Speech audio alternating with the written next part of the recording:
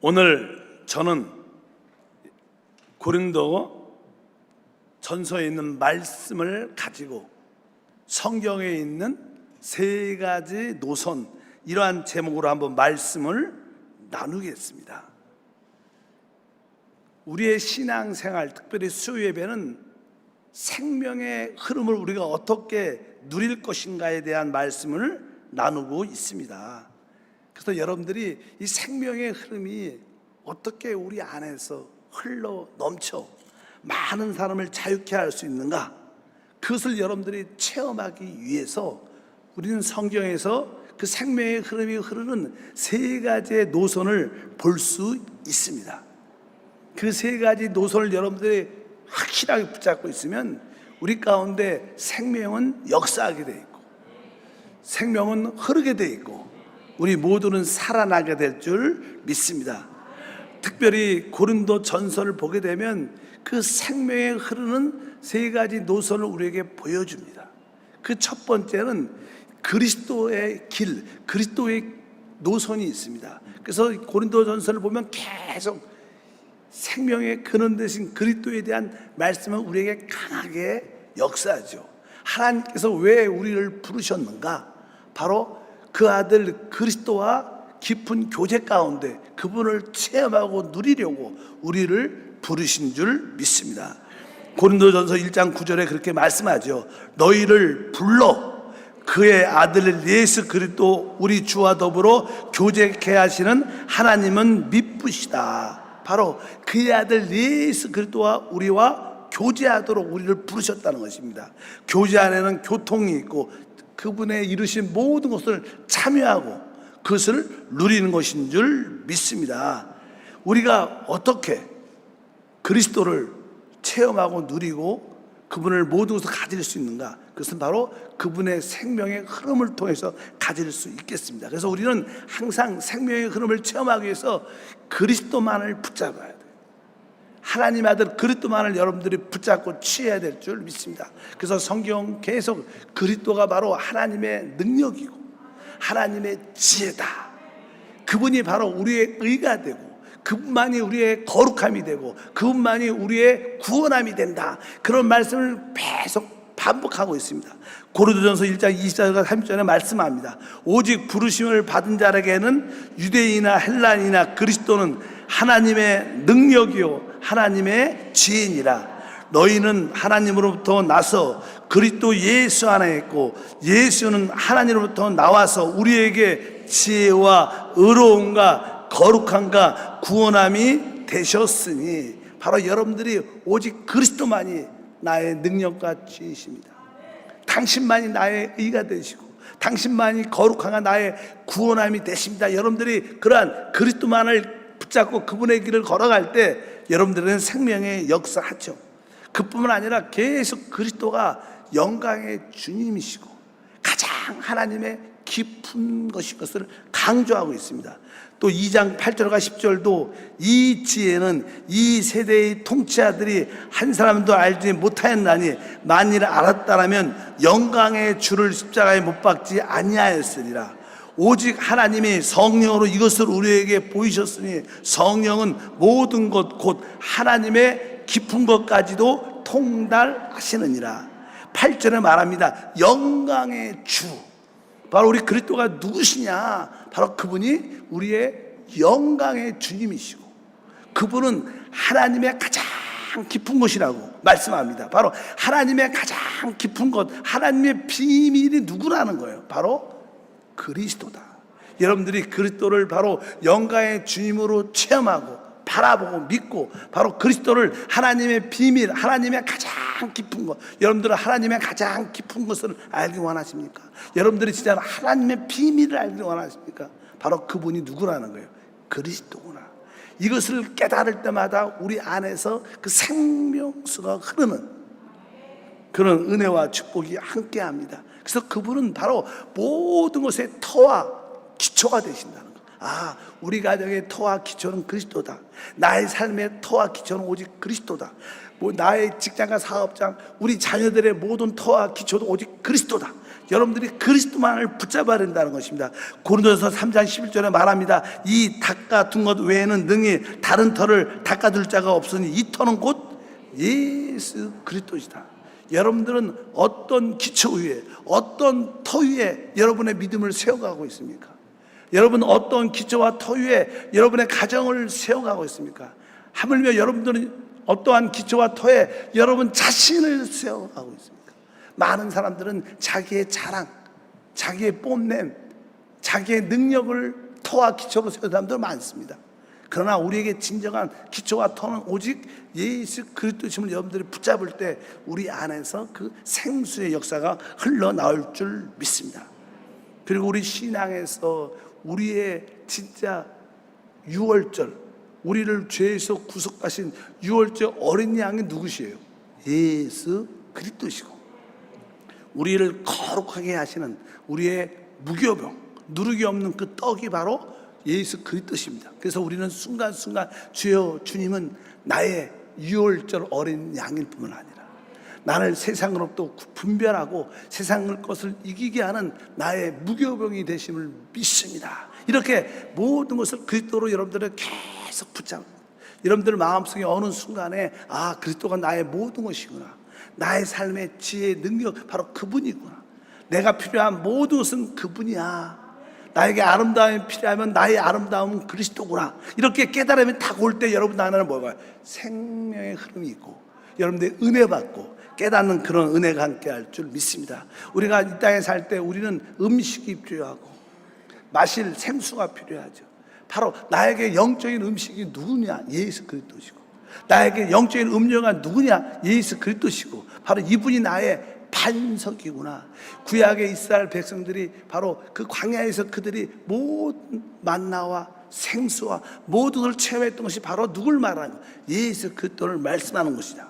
그래서 고린도서 10장 3절과 4절에 봐도 다 같은 신령한 음식을 먹으며 다 같은 신령한 음료를 마셨으니 이는 그들을 따르는 신령한 반석부터 마셨음에 그 반석은 곧 그리스도인지라.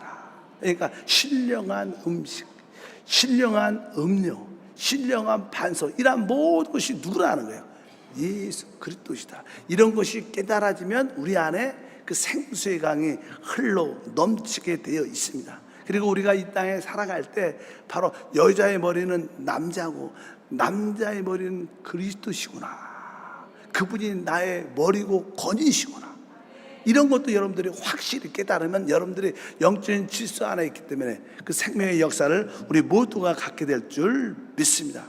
그리고 우리 주님은 우리에게 영원한 부활의 영광을 주시기 위해서 그런 부활의 영광의 첫 열매가 되신 거예요.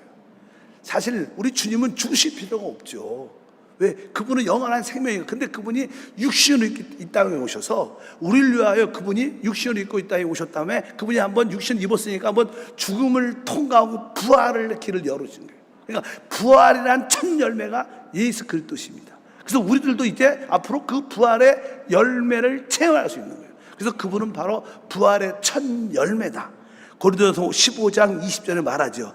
그러나 이제 그리스도께서 죽은 자 가운데 다시 살아나사 잠자는 자들의 첫 열매, 그분이 부활하신 것은 바로 우리도 다 주님과 함께 부활하셨다는 놀라운 증명과 간증이 되는 줄 믿습니다. 그리고 이 그리스도는 바로 마지막 아담이에요. 마지막 아담. 더 이상 타락한 아담은 없다는 거예요.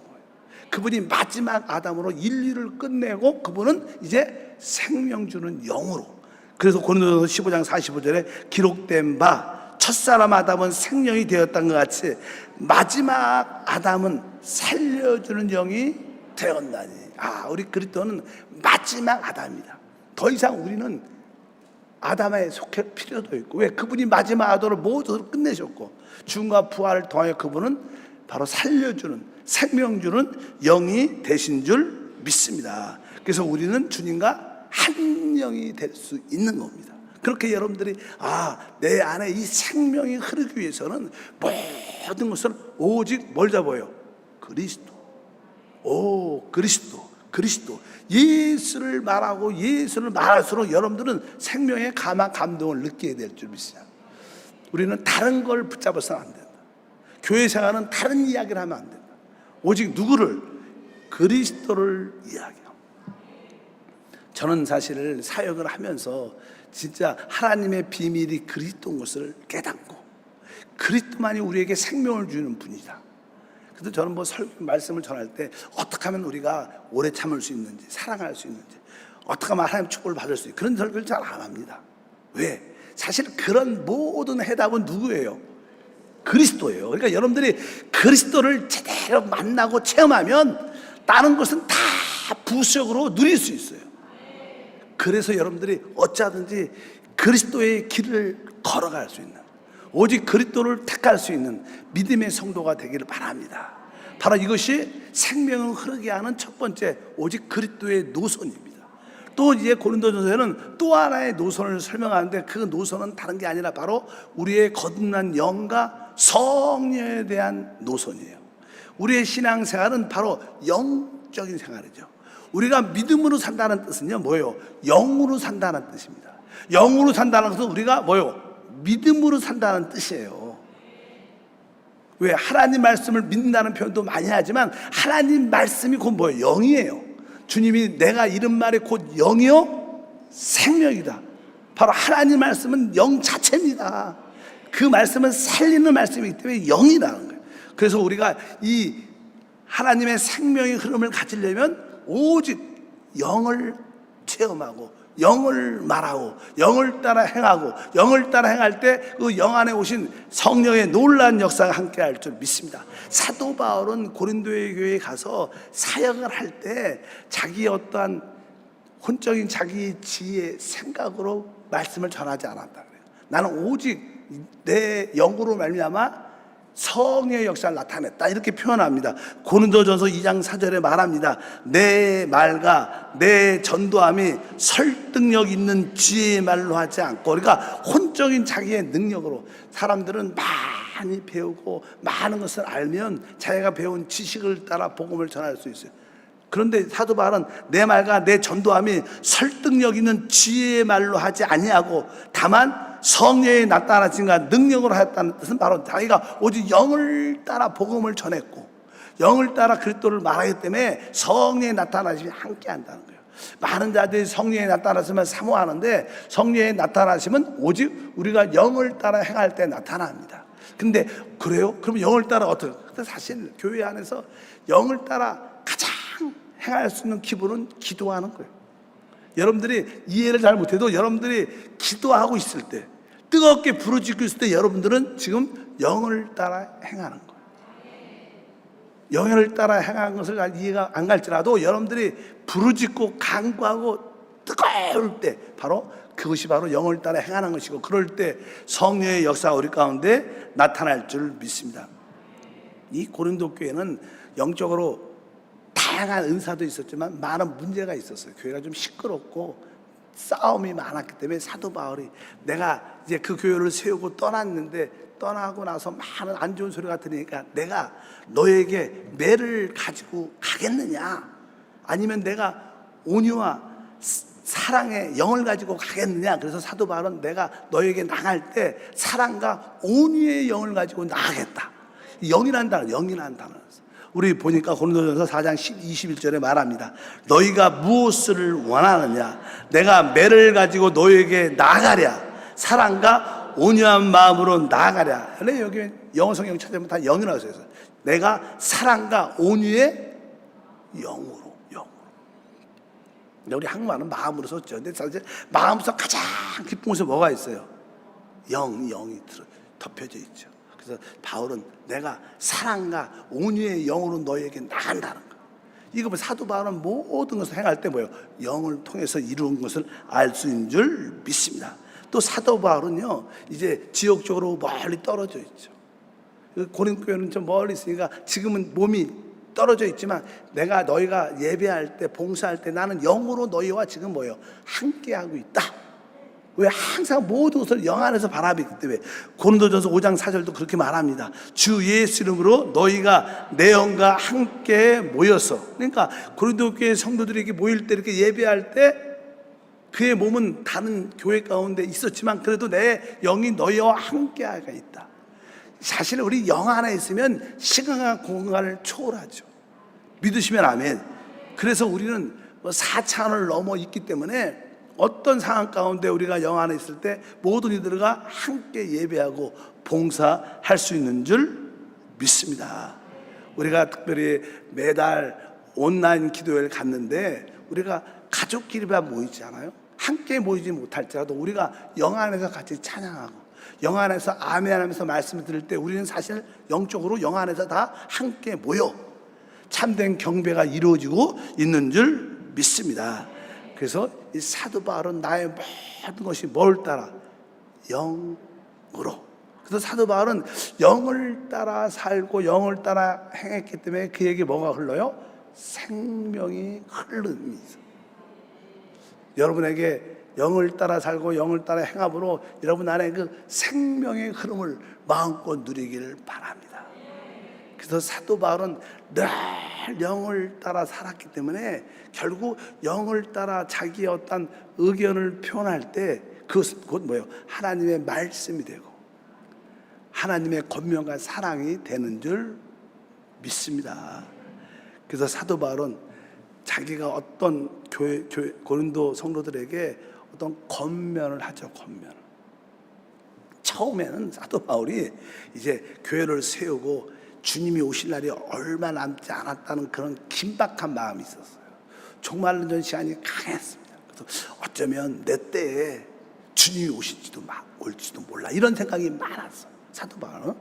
그렇기 때문에 이 고린도 교회를 세우고 나서 이제 성도들이 부흥되고 교회 안에 많은 문제들이 일어나는데 특별히 여기 보니까 이 젊은 과부들도 있고 젊은 사람들이 있는 것이 결혼을 안 하고 여러 가지로 옛날이지만 그래서 이제 많은 사람이 물어봐요. 이제 내가 결혼을 할까요? 또 혹시 이제 하는 이렇게 과부라는 단어가 별로 안 좋지만 일단 과부라 그래. 그렇게 대한 과부가 있으니까 물어봐서 어떻게 할까요? 그러니까 사도 바울이 말을 합니다. 웬만하면 나같이 결혼하지 않는 것이 좋다. 이렇게 처음에는 그렇게 말을 해요. 그리고 이제 사도 바울의 그때는 영적인 체험이 그도 사람인지라 처음에는 그렇게 깊지 않았죠.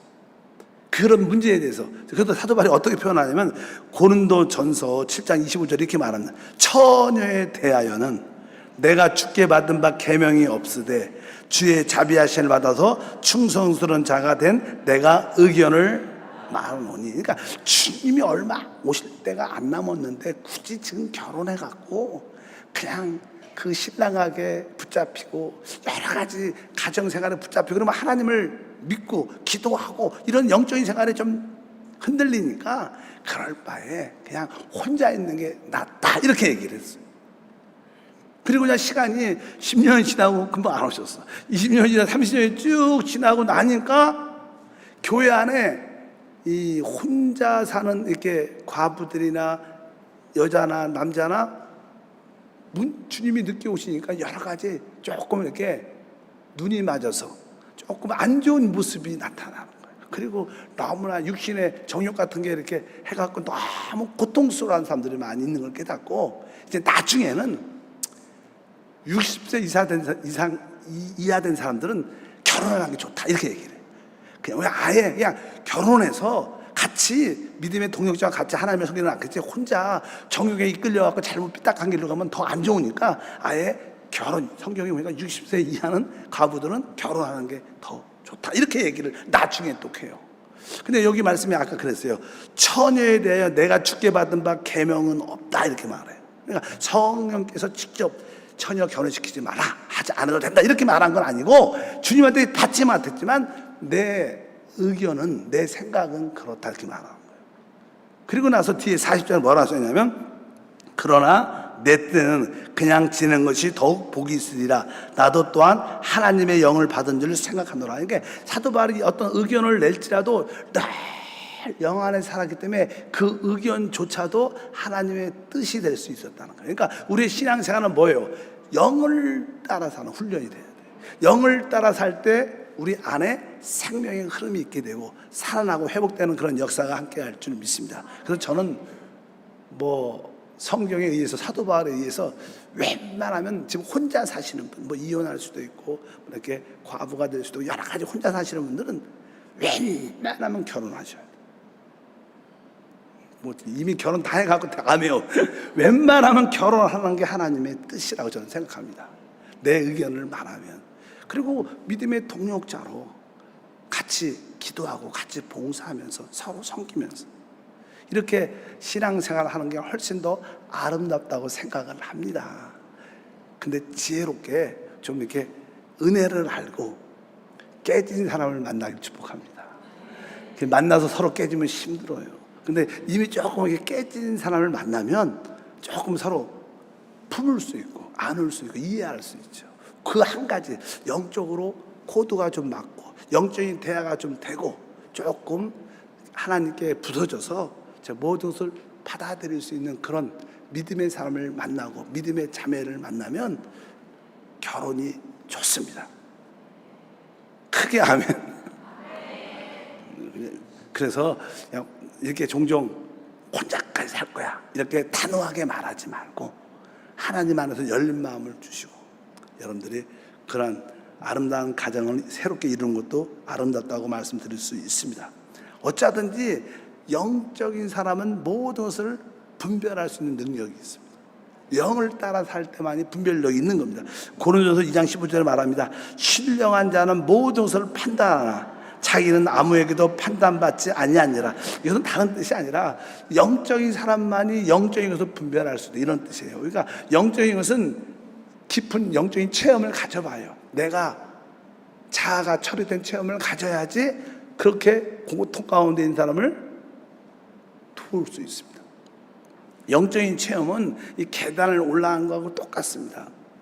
우리가 계단 올라갈 때 한 발, 한 발 이렇게 올라가죠. 여기서 한 발은 그냥 5계단을 10계단을 한 번에 올라갈 수 있잖아요. 우리가 한 발 한 발 영적으로 체험한 것만이 그것을 체험할 수, 알 수 있어요.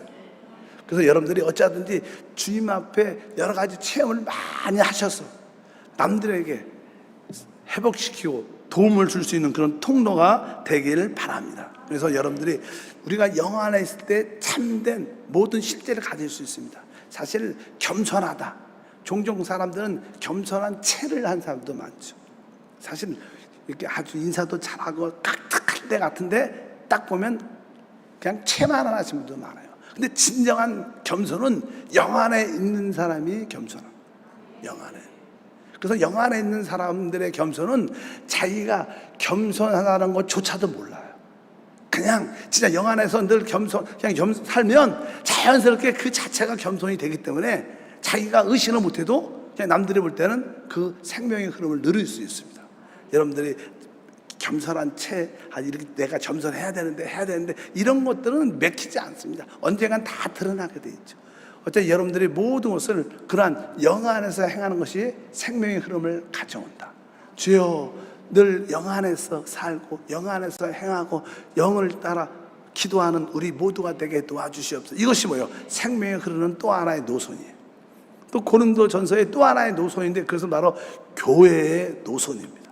항상 여러분들은 교회의 길을 가야 되고 교회를 붙잡아야 생명이 흐르게 돼 있어요. 왜냐하면 사실 교회는 뭐예요? 그리스도의 몸이고 그리스도는 교회의 머리시기 때문에 그 교회를 생명으로 붙잡고 있을 때 바로 그 생명의 흐름이 있게 됩니다. 특별히 고린도전서 1장 2절에 말합니다. 고린도에 있는 하나님의 교회. 그러니까 이 편지를 누구한테 썼어요? 하나님의 교회에게 써요. 교회에게. 그래서 여러분들이 교회가 무엇인가를 알아야 되고 또 교회의 실제를 체험해야 될 줄 믿습니다. 그래서 하나님 나의 모든 봉사가 어디 안에서 교회를 통하여 교회에 의해서 이루어지게 도와 주시옵소서. 여러분들이 좀 여러 가지 환경적으로 이사 가고 싶다. 그럼 여러분들이 적어도 교구장님한테 기도받고 얼루 갔으면 좋겠습니까?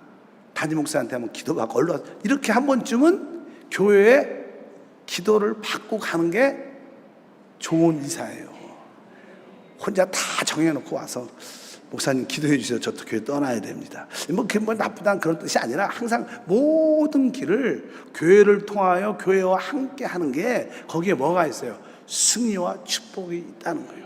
우리가 복음을 전하러 어딜 갈더라도 항상 교회의 축복을 받고 가야 돼요. 여러분들이 우리가 종종 우리 자녀들을 군대 보내잖아요. 그럼 우리 여기서 격려금이죠. 격려금보다는 우리 교회 이름으로 군대를 가는 거예요. 이사를 가도 한번 인사하고 가고, 이런 것들이 진짜 또 회에 출장을 간다, 1년 동안 파견을 간다, 그럴 때도 제가 잘 다녀오겠습니다, 기도해 주십시오, 이렇게 이런 모든 중심이 교회의 중심으로 이루어지면 그것이 진짜 여러분이 생명의 흐름을 누릴 수 있는 길이다. 많은 사람들은 교회 주일날 와서 교회 오는 건 교회 오고 내 생활은 내 생활, 이게 불리합니다. 그렇지 않습니다. 우리가 주님의 생명을 누리려면 여러분의 모든 봉사가 뭐예요? 교회의 길을, 노선을 걸어가야 돼요.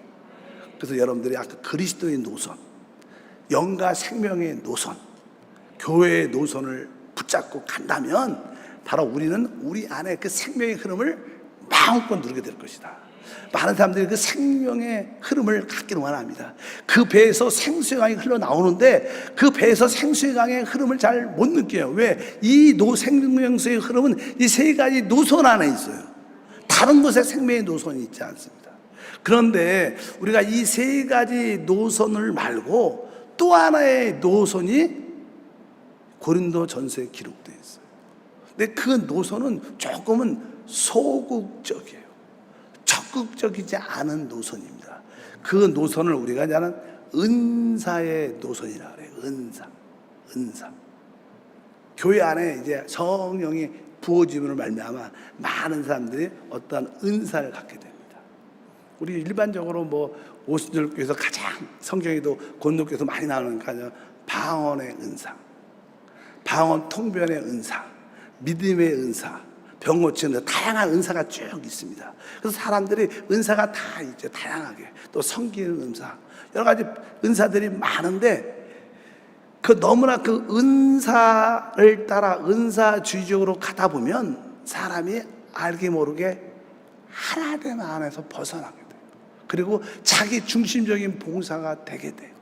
그래서 생명의 흐름이 대부분 끊기는 경우가 많습니다. 특별히 고린도 교회가 그런 요소를 많이 가지고 있었습니다. 그래서 여러분들이 이 그리스도의 노선, 영과 생명의 노선, 또 교회의 노선을 갈 때 조심하고 인식해, 내가 은사가 나에게 주어졌지만 은사 노선을 따라 가지 않겠다. 그래서 종종 성도들은요, 누가 어떤 교회에서 어떤 목사 예언해 준다 그러면 그런 거를 따라 많이 그런 예언 받으러 그런 걸 추구해서, 그런 기적을 추구해서 가시는 분도 많습니다. 어떤 게 가면 방언을 통변해 준다니까 그런데 아주 따라가는 분도 많습니다. 이런 분들은 대부분 은사의 노선을 따라가는 거예요. 근데 그 은사의 노선은 결코 우리에게 생명의 흐름을 가져오지 않는 것을 여러분들이 꼭 기억하시기를 바랍니다. 그래서 이제 이 사도 바울은 이 고린도 교회에 개인적으로 하나님이 많은 은사를 주시는데, 우리 주님은 은사를 주시는 목적조차도 누굴 위해서 주냐? 교회 자체를 위해서 주는 거예요. 여러분들이 어떤 은사가 있으면 그것은 개인을 위한 게 아니라 교회 자체를 위해서, 교회에서 합당에 쓰임받도록 주시는 줄 믿습니다. 그래서 처음에는 고린도 교회에 은사들이 많이 나타났어요. 그래서 그 교회가 다 방언을 하고 방언 통변도 하고 막 예언도 하고 막 복잡한 일들만 해요. 그러다 보니까 여기저기서 시끌시끌어지고 많은 당을 짓고 문제가 많이 생겼어요. 그래서 사도 바울이 안 되겠다, 내가 정확하게 영적으로 지적을 분별력을 해줘야겠다 갖고 이제 순서에 대한 이야기를 쭉 합니다. 그래서 고린도전서 12장 28절에 보니까 하나님이 교회 중에 몇을 세우셨으니 첫째는 사도요, 둘째는 선지자요, 셋째는 교사요, 그 다음은 능력을 행하는 자요, 그 다음은 병 고치는 은사와 서로 돕는 것과 다스리는 것과 각종 방언을 말하는 것이라. 더 다양한 은사들이 있었지만 주님은 그 은사에 대해서 몇 가지 어떤 순서를 정합니다. 어떤 게 중요한가? 첫 번째는 사도다, 그 다음에 선지자다, 교사다 쭉 다음에 능력을 행하고 병고치는 은사도 있고 서로 섬기는 돕는 은사도 있고 다스리는 것도 있고 각종 방언도 말한다. 특별히 나는 고린도 교회는 다양한 은사 중에서 방언 때문에 문제가 많았던 것 같아요. 여기저기서 예배드리면 막 저기서 싸라 저기서 막 방언을 막 해, 막 설교하는데 방언을 막 하고 막 그러니까 정신이 없는 거, 정신이 없는 거. 그리고 방언하는 게 나쁘진 않지만 그러면서 방언에 대한 정의를 잘하는, 사실 방언은 영으로 기도하는 것인데 방언은 자기의 덕을, 자기를 위해서 하는 거예요. 누굴 위해서요? 자기의 믿음의 덕이 단단했죠. 그래서 여러분들이 방언 기도를 많이 개인적으로 하면 여러분들 속사람이 강건해지면서 단단해집니다. 여러분 자신이 은혜 받아요. 그래서 사실 이 방언은 자기의 개인의 덕을 위해서 하는 거예요. 왜? 내가 방언 기도를 내가 10분, 20분 계속 한다 그러면 대부분 성도들은 그 말을 알아들어 못 알아들어요. 못 알아들어. 그러니까 은혜가 돼야 안 된대. 짧게는 은혜가 돼도 계속 10분 동안 계속 방언하면 뭔 소리야 이렇게 생각해. 은혜를 못 받으니까. 그래갖고 교회 안에 시끌시끌하고 문제가 많이 생겼어. 그러니까 성도들이 진짜 방언을 하면 통변한 사람을 옆에 세워놓고 같이 해라. 그래야지 알아들을 거 아니야. 그래야지 우리의 믿음의 덕이 생길 거 아니야. 그러면서 이제 교회에서 전체적으로 이렇게 앞에 대표로 나와서는 막 방언을 해서는 안 된다는 거예요. 왜? 못 알아들으니까. 왜? 그것은 영으로 하나님께 비밀을 말하는 것이기 때문에 하지 말라는 뜻이 아니에요. 사도 바울은 나는 너희가 방언하는 것보다 나 혼자 방언하는 게 훨씬 많다. 그러나 공개적으로 앞에 와서 방언을 말하면 일반적으로 다른 성도가 못 알아듣으니까 합당치 않다. 그러면서 말을 합니다. 고린도서 14장 4절과 5절 읽어보니까 방언을 말하는 자는 자기의 덕을 세우고 예언하는 자는 교회의 덕을 세우나니 나는 너희가 다 방언하기를 원하나 특별히 예언하기를 원하노라. 만일 방언을 말한 자가 통역하여 교회의 덕을 세우지 아니하면 예언하는 자마다 못하니라. 여기에 방언과 또 하나의 단어가 뭐였어? 예언. 예언이란 뜻은 뭐 내일 일을, 앞으로 될 일을 예언한다 이런 뜻이 아닙니다. 예언이란 뜻은 하나님을 위해서 말하는 뜻이에요. 신원이란 신원. 하나님을 위해서. 선지자가 어떤 선지서를 쓸 때는요, 그 중에 한 10% 정도만 어떤 지역에 그리스도가 오심에 대한 예언의 말씀이 있었어요. 그리고 나머지는 다 선지자가 하나님의 뜻 가운데 말하는 거예요.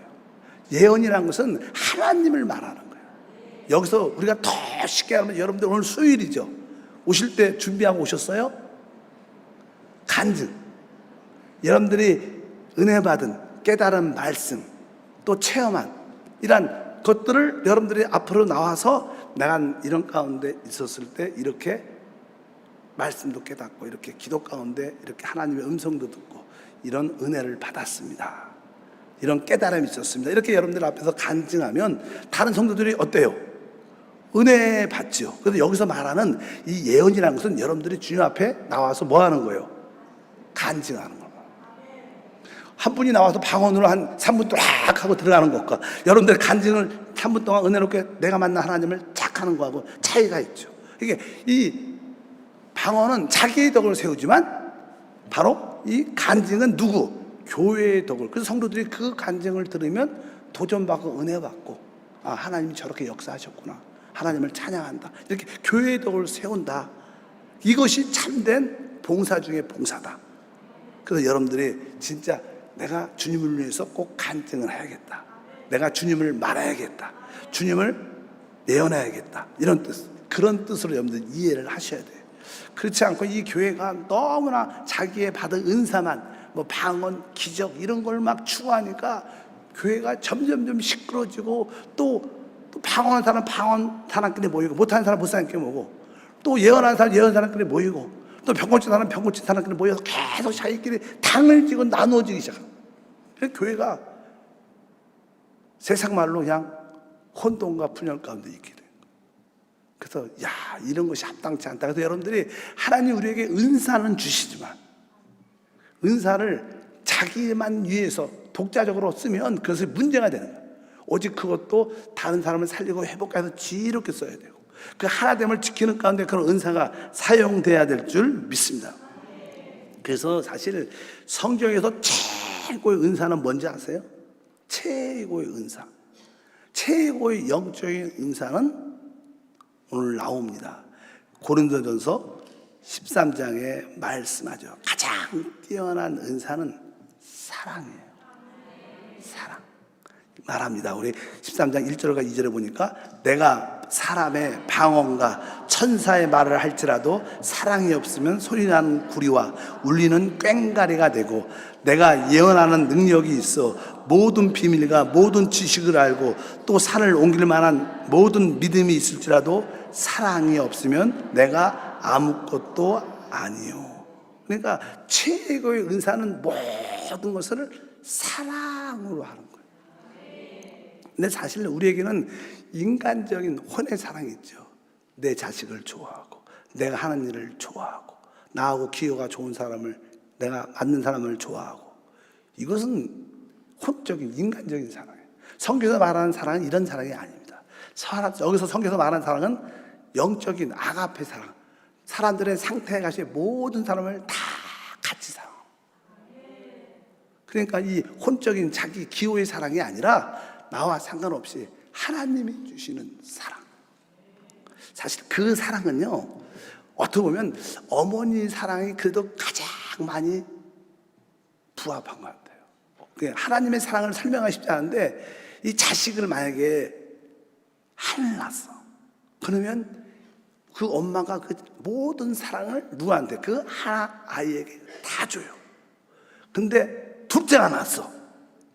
그러면 보통 사람들은 이제 엄마가 가지고 있는 사랑을 첫 번째한테 이제 반 주고, 나머지 반은 얘한테 주고. 사랑은, 그것은 인간적인 사랑. 진짜 엄마의 사랑은요, 첫째한테도 다 주고, 그리고 둘째는 끊임없이 나오기 때문에 또 더 줘요, 더 줘. 진짜 그래요. 나눠 갖는 사랑이 아니에요, 엄마의 사랑은. 셋째가 낳았다. 그럼 엄마가 지쳐서 들어갈 것 같은데, 사실 그래서 내리사랑이라는 표현이 있어요. 그래서 엄마들, 가족들은 막내에게 사랑이 가장 많이 가. 제가 물어봐요, 종종. 목사님, 다 이쁘지만 그 중에 가장 누가 이뻐요? 그러면 대부분 사람들이 막내래. 왜? 그것은 끊임없이 사랑을 분배하는 게 아닙니다. 이 사랑은 파면 팔수록 뭐예요? 샘물처럼 끝없이 솟아나요. 근데 대부분 젊은 엄마들이 하나 낳고 질려. 너무 힘들어. 난 못 키울 것 같아. 야, 하나를 끝을 내자. 이런 분들이 많아요. 근데 사실 둘째를 낳으면 그 아이를 키우는 기쁨과 만족이 또 있어요. 셋째, 넷째. 우리 김난신 목사님 5인데, 김난신 목사님 내가 물어봤어요. 예원이가 진짜 이쁘대, 막내. 진짜 그냥 이쁘대, 그냥 이쁘대. 그 사랑을 다 줬죠. 근데도 또 끊임없이 여러분들이 자식을 낳으면 낳을수록 그 끝없는 그 하나님의 사랑이 솟아나와요. 나 사랑이 모자라서 딸려서 어떡하지? 그렇지 않아요. 그냥 더 나옵니다, 더 나와. 그래서 여러분들이 진짜로 최고의 은사는 뭐예요? 사랑. 하나님의 사랑. 그 사랑은 영 안에서만 나와요. 혼 안에서 나오는 사랑은 인간적인 사랑이고, 영 안에 있을 때 그 사랑이 진짜 끊임없이 나옵니다. 그래서 모든 사람을 다 품을 수 있고, 참을 수 있고, 견뎌줄 수 있습니다. 저분이 나를 싫어해도 그래도 끝까지 사랑할 수 있다. 그 사랑은 어디에서? 영 안에 있을 때. 그 사랑은 끊임없는 사랑의 최고의 은사다. 그래서 여러분들은 너무 방언, 다른 그 은사, 예언, 기적 막 이런 거에 너무 치우치지 말고, 여러분들이 진짜 최고의 사랑이 영 안에서 흘러나오는 사랑인데, 그럼 이 사랑을 가지고 뭘 할 것인가? 왜 하나님이 사랑해요?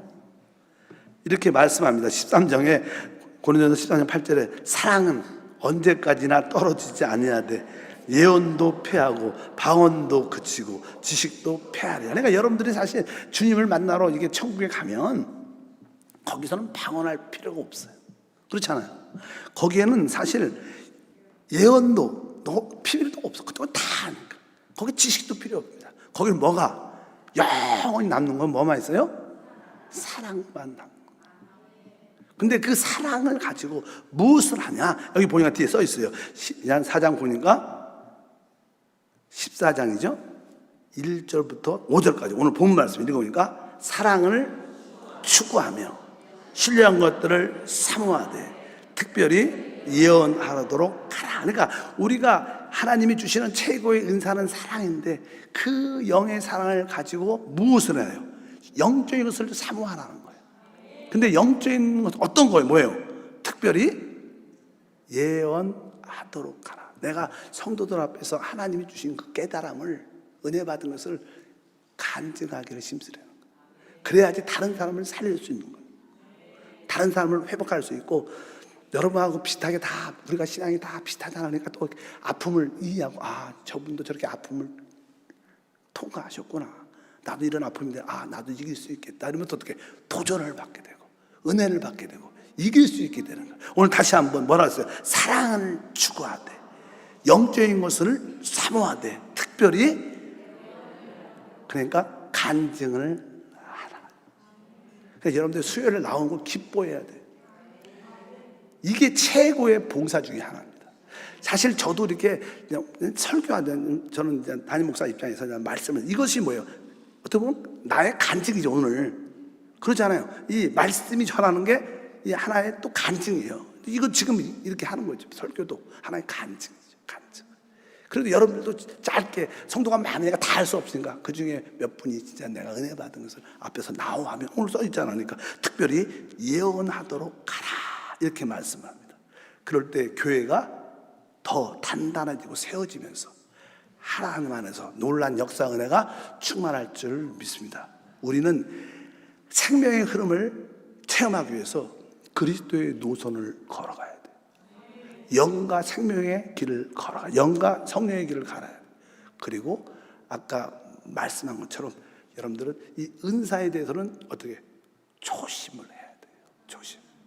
영과 생명 교회의 길. 근데 은사적인 은사를 붙잡지 말고, 근데 이 은사도 교회를 위해서 붙잡되 특별히 사랑을 가지되 주님 앞 많은 성도들 앞에서 주신 것을 간증하도록 하라. 그래서 우리는 이 지역 예배 양육국 갈 때 서로 이렇게 말씀을 나누고 서로 간증을 하잖아요. 한 주 동안 또 하나님 깨닫게 한 거, 그것이 되게 중요한 거예요. 그럴 때 우리는 서로 이렇게 서로 보완되고 서로 채워지고 서로 위로받고 또 사랑이 공급되면서 진짜 교회로 지어지는 것이다.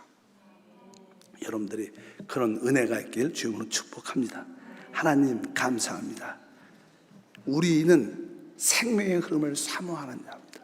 그 생명의 흐름은 우리가 오직 그리스도의 길을, 영과 성령의 길을, 교회의 길을 걸을 때 흘러나옵니다. 이해를 넘어서 우리에게도 은사는 있지만 그 은사 자체에 비중을 두지 말고 특별히 가장 큰 은사인 사랑을 추구하고 그 사랑 안에서 교회의 덕을 위하여 간증하기를 사모하는 우리 모두가 돼요. 하나님의 뜻을 이루게 하옵소서. 주 예수 이름으로 기도함나이다. 아멘.